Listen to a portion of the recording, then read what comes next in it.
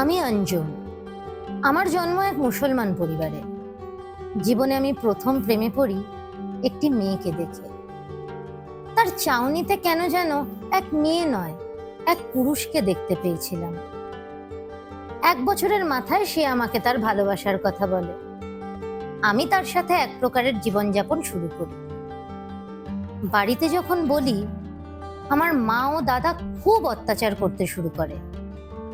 দাদার মারধর আর মায়ের তীব্র বঞ্চনা এই নিয়ে চলে যাচ্ছিল।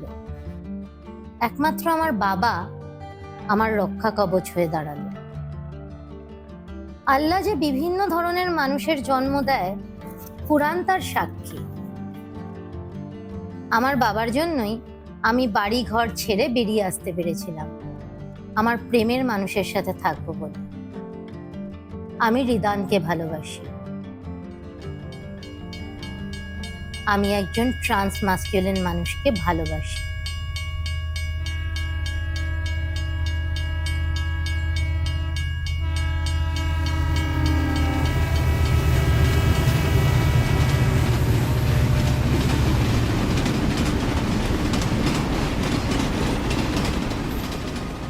মানুষ যখন বলে ইসলাম খুব রক্ষণশীল, খুব পিছিয়ে পড়া এক ধর্ম, যার প্রণয়ের ভাষা খুবই হিংসাত্মক এবং কঠোর, আমার মনে হয় তাদের সবাইকে আমার বাবার কথা বলি।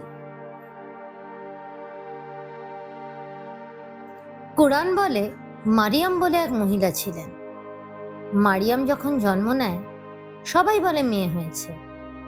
আল্লাহ বলছে, তোমরা কি করে বলছো মেয়ে হয়েছে? আমি জানি আমি কি বানিয়েছি। মারিয়াম যখন বড় হয়ে যায়, সে এক বাচ্চার জন্ম দেয়। বাচ্চাটি কার, সে প্রশ্নের কোনো উত্তর নেই। মানুষ নোংরা কথা বলে ওকে নিয়ে। বাবা না থাকলে যা হয়। এই গল্পটা আমরা ছোট থেকে শুনে এসেছি, কিন্তু এরকম ভিন্ন মানুষদের আগেও কেউ মানেনি, এখনো কেউ মানে না।